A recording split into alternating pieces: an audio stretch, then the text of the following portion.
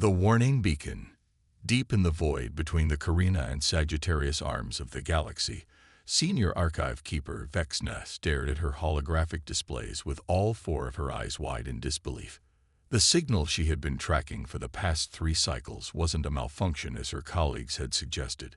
It was something far more significant and troubling.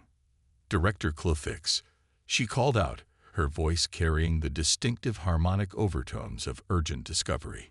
You need to see this immediately. The director's crystalline form shimmered into existence beside her workstation, refracting the soft blue light of the archive chambers. This had better be important, Keeper Vexna.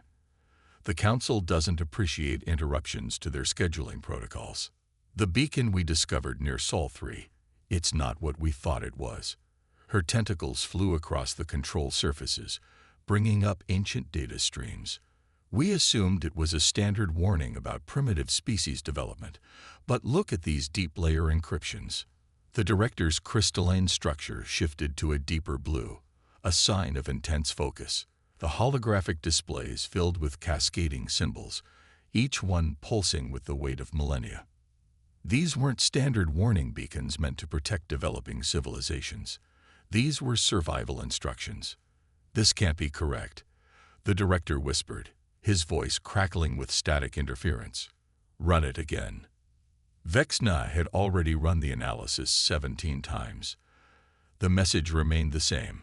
Avoid contact. Preserve yourselves. They cannot be contained. There's more, she said, pulling up additional data streams. The beacon was placed there by the predecessors. The mention of the predecessors sent a visible shockwave through the director's crystalline form. Everyone knew of them. The species that had achieved level 12 civilization status before mysteriously vanishing from the galaxy 50,000 years ago. Their technological achievements remained unmatched, their wisdom legendary, their disappearance one of the great mysteries of galactic history. The encryption patterns are unmistakable, Vexna continued. But here's what's truly fascinating. The beacon isn't warning about Earth's dangers. It's warning about what happens when you threaten Earth. The director's color shifted to a deep purple of concern. Explain. I've cross-referenced the beacon's data with our historical archives. Every civilization that has attempted to exert control over Sol 3 has vanished. Not just failed, vanished completely. Her tentacles trembled as she brought up the historical records. The Zitexthi Dominion, the Krell Imperium, the Yith Collective, all gone within decades of attempting to subjugate Earth. That's impossible, the director stated. The humans are barely Category 2. They haven't even achieved unified planetary governance or stable fusion power. Their primary entertainment still involves watching others throw spherical objects. Vexna pulled up another data stream. Yet they went from first powered flight to landing on their moon in less than 70 planetary rotations. They developed atomic power, split the atom, and created global information networks in less than 2 centuries. Director, their rate of technological advancement is unprecedented. But the beacon is 50,000 years old, the director countered. Humans weren't even using stone tools then. Exactly. Vexna's voice dropped to a whisper. The predecessors didn't place the beacon as a warning about what humans were. They placed it as a warning about what humans would become. The archive chamber fell silent as the implications sank in. The director's crystalline form pulsed with rapid color changes, a sign of deep distress. There's something else, Vexna added, her tentacles moving to bring up one final data stream. The beacon contains a personal message from the predecessor's last archive keeper. Would you like me to play it? The director's form stabilized into a resolute green. Proceed. The ancient hologram flickered to life, showing a being of pure energy contained within a matrix of light.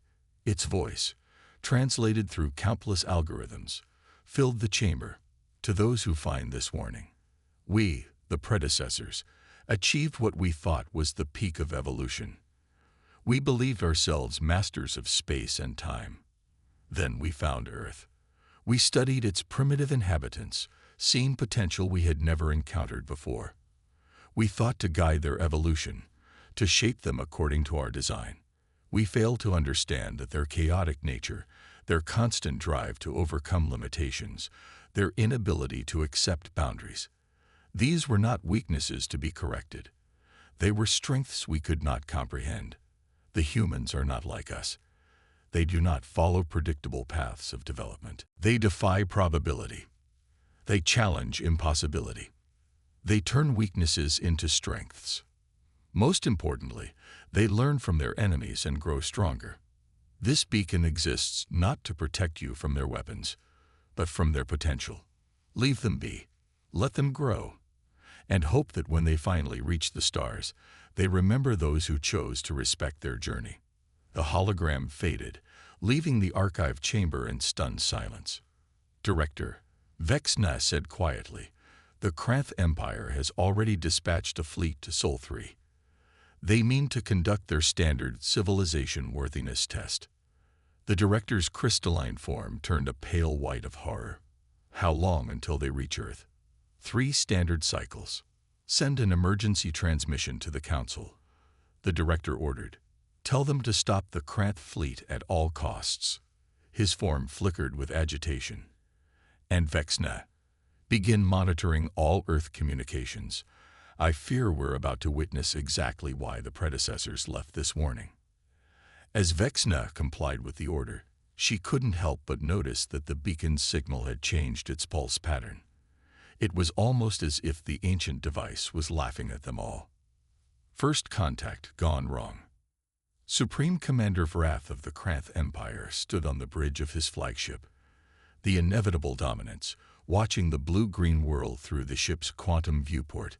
His scaled hide rippled with anticipation, mandibles clicking in what his species considered a smile. Another primitive world to add to the Empire's collection of protectorates. "Status report," he commanded, his translator converting the clicks and hisses into standard galactic common. "The humans have detected our approach," Supreme Commander, his sensor officer reported. "Their primitive detection systems noticed our fleet as we passed their outer gas giant." "Excellent." Vrath's mandibles clicked faster. "And their response?" "They appear to be doing nothing, sir. Their military vessels remain in orbit. Their planetary defense systems are active but not targeting us. They're simply waiting." Vrath felt a slight twinge of disappointment. He had hoped the humans would at least try to fight. The civilization worthiness test was so much more satisfying when the primitives resisted. Send the standard ultimatum. Demand their surrender and immediate integration into the Empire as a protectorate species. The communications officer transmitted the message. Moments later, a response came through. "Sir, they're requesting to open a direct communication channel." "How amusing. Grant their request. Let them beg for mercy personally."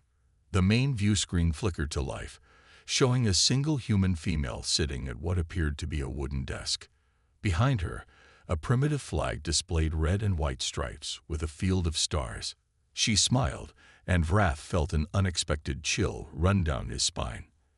"I'm Secretary of Defense Elena Martins of the United Earth Government," she said calmly. "I see you've chosen to ignore the warning beacon." Vrath's mandibles froze mid-click. "What warning beacon?" "The one the predecessors left. The one that's been broadcasting the same message for 50,000 years. Leave them be." She shuffled some papers on her desk. "But that's not important now. What's important is that I'm required by international law to offer you one chance to withdraw your forces and leave our solar system peacefully." Laughter erupted across the Kranth Bridge. Vrath himself had to struggle to maintain his composure. "Or what, primitive? Your wooden boats will attack our quantum-shielded warships. Your chemical rockets will challenge our plasma drives." Secretary Martinez's smile didn't waver. "Oh, we have no intention of attacking your ships, Supreme Commander. We just wanted to give you a sporting chance to leave." She checked her watch. "You have 5 minutes to begin withdrawal. After that, well, we've been looking for an opportunity to test some new technologies." Vrath's secondary heart began beating faster, though he couldn't explain why. "You dare threaten the Kranth Empire? We have conquered 1,000 worlds. And yet you've learned nothing from them. Martine sighed. 4 minutes now. I really suggest you take this opportunity. Launch the first wave, Vrath commanded. Show these primitives what real power looks like. Martine shook her head. 3 minutes, last chance. The first wave of Kranth fighters descended toward Earth's atmosphere. On the tactical display, Vrath watched with satisfaction as 500 of his best ships moved into attack formation. Then they vanished. Sir, his sensor officer's voice cracked with panic. First wave has gone dark. All systems just stopped. Impossible. Vrath switched the viewport to show the attack corridor. His mandibles clattered in shock. His ships were there, but they were just floating, dead in space. 2 minutes, Martine said. Would you like to know what happened to your ships? We call it the REEF system, Rapid Electronics Elimination Field. Turns out your quantum technology has a fascinating vulnerability to carefully calibrated electromagnetic pulses. Who knew? Second wave, launch immediately. Vrath ordered. All ships, fire main batteries. The massive fleet moved to comply. But before they could fire, every weapon system across the entire fleet suddenly displayed the same message. Thanks for the route access. 1 minute, Martins continued. Oh, about your weapons. We've been studying your communication protocols since you entered the system. Your cybersecurity is, how should I put this? Let's say it's about 50,000 years behind ours. Vrath watched in horror as his mighty fleet systems began shutting down one by one. This is impossible. You're primitives. You don't even have unified planetary governance. We don't need it, Martins replied. We found that a little healthy competition between nations drives innovation quite effectively. Time's up, by the way. Across the Kranth fleet, every screen displayed the same message. Control transferred to Earth Defense Network. Thank you for your cooperation. What are you? Vrath whispered. We're human, Martine said simply. We specialize in doing the impossible. Now, shall we discuss the terms of your surrender? And perhaps you can explain why you chose to ignore a 50,000-year-old warning from the most advanced civilization in galactic history. As Vrath's bridge crew watched their mighty warships power down one by one, controlled now by Earth's defense systems, he finally understood what true terror felt like. Not the fear of defeat or death, but the horror of realizing that everything you believed about your own superiority had been wrong. Oh, and Supreme Commander, Martinez added, almost as an afterthought, those ships we disabled, we've already started reverse engineering their systems. Fascinating technology. We'll have it improved within a week. In the deep silence of space, the ancient warning beacon continued its broadcast, its message now clearer than ever. Some species evolve. Some species adapt. Humans, they rewrite the rules of the game entirely. The archives. The Grand Archive of the Galactic Council was considered the most secure facility in known space. Its quantum-locked vaults contained the collected knowledge of 10 million years of galactic civilization. Yet today, its pristine halls echoed with panic. Archive keeper Vexna's tentacles moved frantically across multiple holographic interfaces as she dug deeper into restricted files. Director Kulthix's crystalline form pulsed with rapid color changes as he processed the incoming reports of the Kranth Empire's devastating defeat. How? The director's voice crackled with distress. How did a Category 2 civilization disable an entire battle fleet? That's just it, Vexna replied, pulling up more historical data. We've been categorizing them wrong from the start. Look at this pattern I've discovered in the deep archives. A holographic display filled with images spanning thousands of years. Each showed a different alien civilization's attempt to conquer Earth, and each ended the same way. Complete failure followed by mysterious disappearance. The Zizexthi Dominion, technological masters of their age, Vexna narrated. They attempted to conquer Earth during what humans called their Bronze Age. The Dominion's entire invasion force vanished. When reinforcements arrived, they found their advanced ships reduced to component parts, scattered across Earth's surface, being studied by humans who had barely invented writing. Impossible, the director whispered. The Krell Imperium tried during Earth's Middle Ages. Their bioengineered weapons were turned against them within weeks. The humans didn't just survive the attack. They developed immunities and used the Krell's own biological weapons to defend themselves. The entire Krell civilization collapsed within a year. The director's crystalline structure vibrated with anxiety. But how? Their technology level. That's what we've been measuring wrong, Vexna interrupted. We measure civilization by technological achievements, by unified governance, by expansion. Humans, they advance differently. Her tentacles brought up new data streams. They don't progress linearly. They leap forward in massive bursts, driven by necessity and conflict. The display showed Earth's history of warfare and innovation. The director watched in horror as humans went from primitive flight to space travel in less than a century, from basic computing to quantum processing in mere decades. There's more, Vexna continued. I've found references to Earth in the predecessor archives that we've been translating wrong. This symbol here. She highlighted a complex glyph. We thought it meant danger or warning. It actually translates to catalyst. Catalyst. The predecessors didn't leave the warning beacon to protect other species from humans. They left it to protect the humans until they were ready. Her voice dropped to a whisper. Director, I don't think the predecessors vanished. I think they evolved. And I think they recognized in humanity the same potential. The director's form shifted to deep purple, the color of existential dread. Explain. Humans don't just adapt to challenges. They transform them into advantages. Every species that's attacked Earth hasn't just been defeated. Their technology has been absorbed, improved, and repurposed. The Kranth fleet wasn't just disabled. It was reprogrammed. As we speak, humans are probably reverse engineering quantum technology that took other species millennia to develop. New alerts flashed across the displays. The director's color paled as he read them. They're already modifying the Kranth ships. How is this possible? Because humans don't accept limitations, Vexna explained. Where other species see boundaries, they see challenges. Where we seek stability, they embrace chaos as a source of growth. She pulled up more historical data. Look at their entertainment media. For centuries, they'd been imagining technologies they couldn't possibly create, and then creating them anyway. They don't follow the normal rules of technological progression. The council needs to know about this immediately, the director decided. There's something else they need to know. Vexna's tentacles trembled as she accessed the final encrypted files. I finished translating the predecessor's last message.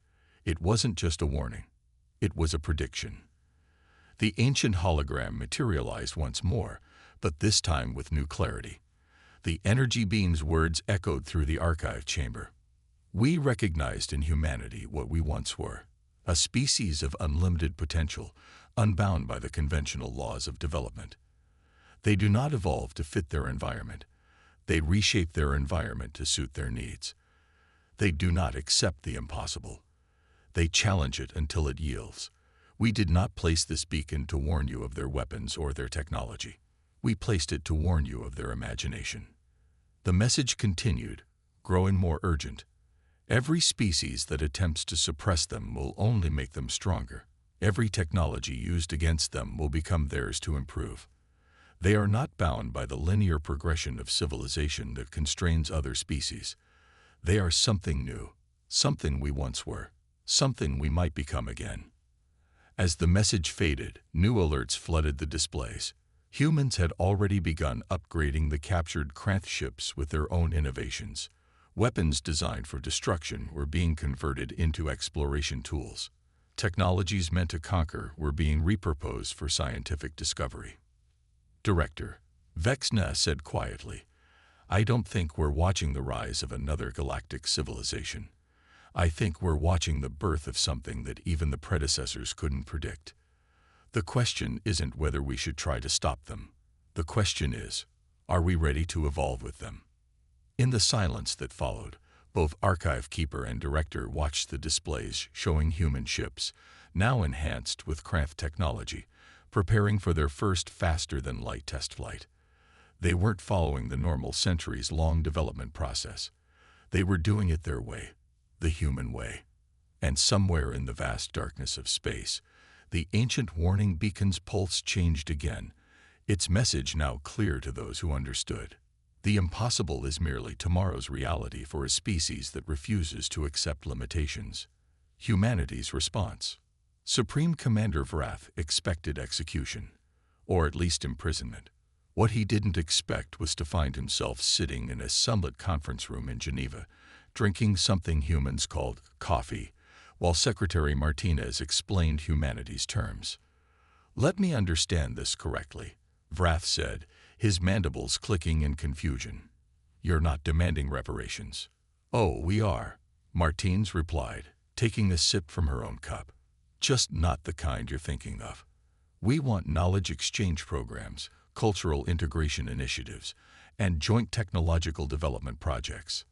Across the table, various human military and scientific leaders nodded in agreement.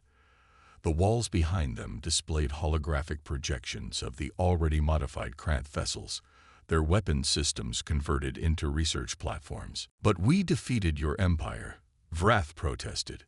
"We came to conquer your world. By galactic law, you have the right to demand our complete surrender, to strip our worlds of resources." "That's not how we do things," said Dr. Sarah Chen, Earth's leading xenotechnology researcher. "We've already learned so much from your ships. Imagine what we could learn from willing collaboration instead of reverse engineering." Vrath's secondary heart beat erratically as he tried to process this. In the 3 standard weeks since their defeat, humans hadn't just mastered Cranth technology. They'd improved it. The quantum drives now operated at 143% efficiency. The AI systems had been completely reimagined. Even the hull materials had been enhanced with something they called metamaterials. Besides, Martins added, "We've reviewed your empire's history. You've conquered worlds because you believed it was the only way to ensure galactic stability. We're offering you a different perspective." The main display shifted to show a new ship design, a hybrid of human and Cranth technology. Its lines were sleeker, its systems more elegant. But most surprisingly, it wasn't a warship. "This is the Phoenix," Dr. Chen explained. "The first of what we hope will be a joint exploration fleet. Your quantum technology combined with our adaptive engineering. Your navigational systems enhanced by our eye. A ship designed not to conquer, but to discover." I don't understand," Vrath admitted. "You have the power to destroy our empire. Why offer partnership instead?" Dr. Chen smiled. "Because that's what humans do. We don't just overcome challenges. We transform them into opportunities. Your invasion forced us to accelerate our technological development. Now we're offering to help your civilization accelerate its cultural evolution. The Galactic Council won't accept this," Vrath warned. "They've already convened an emergency session to discuss the human threat." Martinez laughed. "Yes, we know. We've been invited to attend. Apparently, discovering that humans can adapt and improve quantum technology in weeks rather than centuries has caused quite a stir." The doors opened, and a group of human children entered the room, accompanied by their teachers. They approached the Cranth delegation without fear, their eyes wide with curiosity. "These students have already started learning your language," Martinez explained. "They've been studying your cultural database since we captured it. Not for military intelligence. They just want to understand you better." One small girl stepped forward, greeting Vrath in perfect Cranth clicking speech. His mandibles trembled at the perfect pronunciation. "This is why we're offering partnership," Dr. Chen said softly. "Our children don't see alien invaders. They see new friends to learn from, new mysteries to solve, new boundaries to push." Vrath watched as the children fearlessly asked his officers questions about Cranth technology, culture, and biology. There was no hatred, no desire for revenge, only an insatiable curiosity. The predecessor's warning, he realized suddenly, it wasn't about your weapons or technology at all, was it? No, Martinez confirmed. It was about this: our ability to turn enemies into allies, to transform conflict into cooperation, to see possibilities where others see only threats. The display shifted again, showing humans and Kranth working together in newly established joint research facilities. Former weapons scientists collaborating on medical breakthroughs, military strategists redesigning ships for exploration. Your choice is simple, Martinez continued. You can remain our defeated enemies, trapped in old patterns of conquest and dominion, or you can join us in redefining what's possible. The predecessors saw our potential. Now you have the same opportunity. Vrath looked at the children, still chatting excitedly with his officers. He looked at the hybrid ship design, elegant in its fusion of two civilizations' knowledge. He looked at the humans, who had every right to destroy his empire, but instead offered to help it grow. The Council fears you because you don't follow their rules of civilization, he said finally. Martinez smiled. We don't break their rules, Commander. We transcend them, and we're inviting you to transcend them with us. In that moment, Vrath understood why the predecessors had left their warning. Not to protect the galaxy from humans, but to protect humans until the galaxy was ready for them. Ready for a species that didn't just adapt to the universe. They challenged it to adapt to them. Where do we begin? He asked. Martinez's smile widened. We begin by rewriting the story of our first contact, not as a tale of invasion and defeat, but as the moment two civilizations chose to evolve together. As if in response, the distant warning beacon's pulse changed once again. Its message now seemed less like a warning and more like an invitation. The universe is not bound by the rules we think we know. It is bound only by our willingness to imagine something better. The new warning. The Grand Chamber of the Galactic Council had never been so full. Representatives from over 10,000 civilizations crowded the quantum-linked assembly halls, their attention fixed on the central podium where a human stood beside archive keeper Vexna. The chamber hummed with nervous energy as Secretary Martinez prepared to address the council. High Counselor Zixpal, speaking for the assembled civilizations, raised all four of their energy appendages for silence. We have convened this extraordinary session to address the unprecedented situation regarding Earth. The Council must decide how to respond to a Category 2 civilization that has demonstrated Category 8 capabilities. If I may, Vexna interrupted, her tentacles gracefully manipulating the chamber's holographic controls. I believe we need to stop categorizing humans altogether. The display filled with the newly decoded predecessor archives. They don't follow our classification system. They never did. Martinez stepped forward. We understand your concerns. In 3 standard months, we've integrated quantum technology into our civilization, enhanced it beyond its original specifications, and established a partnership with our former enemies. You're wondering what we'll do next. Exactly, a representative shouted. Your species is chaos incarnate. You don't follow the proper paths of development. No, Martinez agreed with a smile. We don't, and that's our greatest strength. She gestured, and the chamber's displays showed Earth's new joint ventures with the Kranth Empire. Former warships converted into research vessels, military bases transformed into cultural exchange centers, quantum technology adapted for environmental restoration. Impossible, another council member whispered. The Kranth Empire has never accepted equals in their 1,000-cycle history. Supreme Commander Vrath stepped forward, his massive form drawing gasps from the assembly. We didn't accept equals because we never met any. Humans didn't just defeat us. They showed us a better way to exist. The displays shifted to show the new hybrid ships under construction. Vessels that combine the best of multiple civilizations' technologies, enhanced by human innovation. But they weren't warships. They were exploration vessels, research platforms, and cultural exchange ships. The predecessors didn't leave their warning because we were dangerous, Martinez explained. They left it because they saw in us what the galaxy needed most, the ability to imagine beyond limitations. She paused, letting her words sink in. You measure civilization by technological achievements and territorial control. We measure it by our capacity to turn enemy into ally, to transform conflict into cooperation. Vexna's tentacles brought up the final decoded message from the predecessor archives.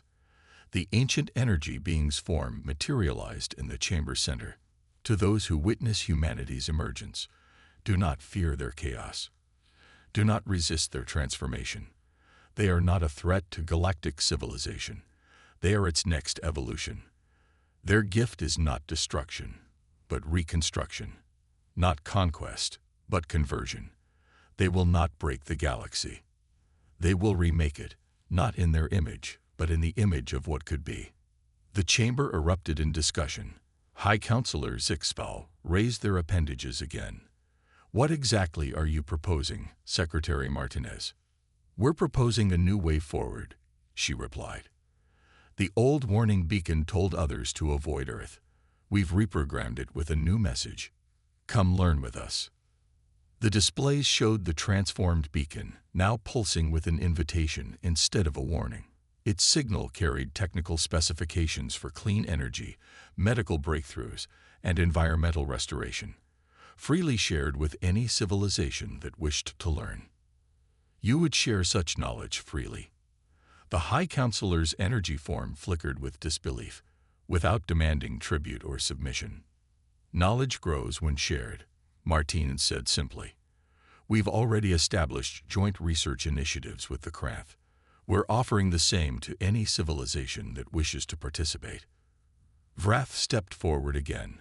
My empire spent millennia conquering worlds, hoarding knowledge, enforcing stability through dominance. In 3 months of partnership with humans, we've made more progress, solved more problems, and grown more than in all that time. The chamber's displays showed the results. Polluted worlds being restored with hybrid technology, ancient conflicts being resolved through cultural exchange, and diseases that had plagued species for millennia being cured through collaborative research. The predecessors didn't vanish. Vexna announced, her research finally complete. They evolved beyond our understanding, and they recognized in humanity the same potential, not to conquer the galaxy, but to transform it, to challenge not just technological limitations, but the limitations of thought itself. Martinez nodded. We don't want to rule the galaxy. We want to explore it, understand it, and help it grow. The question isn't whether you should fear us or try to contain us. The question is, are you ready to evolve with us? The chamber fell silent as the implications sank in. Then, one by one, representatives began to signal their assent. Not out of fear, but out of hope. Hope for a future that even the predecessors couldn't have imagined. As the council session concluded, the transformed beacon continued its broadcast across the galaxy. But now its message carried a different weight. The universe is not a finished work. It is a canvas waiting for those brave enough to imagine something new. And humanity, in all its chaotic, creative glory, had finally picked up the brush. In the deepest archives, the final predecessor message played one last time. We seeded the galaxy with order. We leave it to humanity to seed it with possibility. And across the stars, a new age began. Not with a war, not with a conquest, but with a simple invitation. Come learn with us. Come grow with us. Come imagine with us. The galaxy would never be the same. And that was exactly the point.